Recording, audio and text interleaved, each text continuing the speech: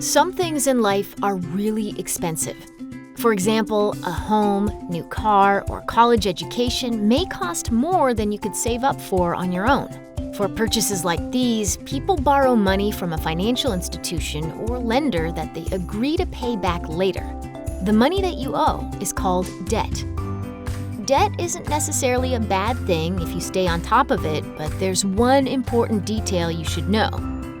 Debt isn't free. You are required to pay interest on the money that you owe. With interest, you're charged a percentage of the amount that you borrow.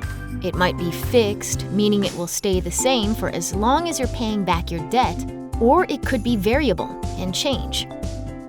When you borrow money, it's really important that you include the interest. This drives up the total cost of what you owe. There are some downfalls to debt. If for some reason you can't keep up with your payments, lenders can take actions against you. Now, another word for borrowed money is a loan. We kind of hinted at it earlier, but a loan is a fixed sum of money to be repaid, plus interest over a period of time. There are two main types of loans, secured and unsecured. With a secured loan, you pledge an asset, like a house, in order to borrow money. Secured loans are usually specific. Home loans are used for homes, and auto loans are usually used for, you guessed it, cars.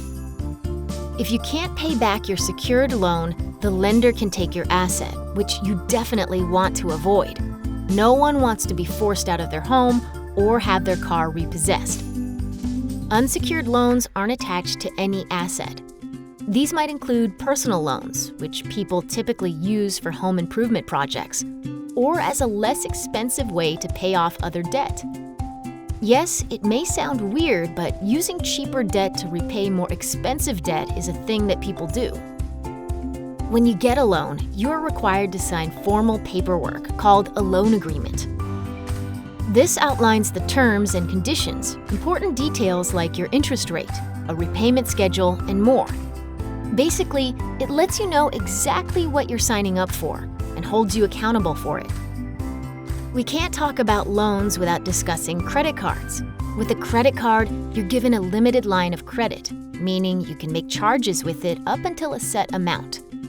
Like other loans, credit cards have interest. But if you pay back your balance, or debt that you've accrued, in full every month, you won't be charged any interest. Credit cards are known as revolving credit. You're given a loan limit, and you can withdraw, pay back, and withdraw again any number of times up to that limit. Here's an example that brings this all together. If you charge $400 on your card, but only pay back $300, you now owe $100 plus interest. When you get a credit card, you'll have the option to just make a minimum payment every month. This might be tempting since it'll be the least expensive repayment option. However, when you only pay the minimum, the interest starts to build. Pretty soon, you'll owe more money than you realized, and it will take you longer to pay it all back. That's why you should always cover the full balance, or a larger sum than the minimum required.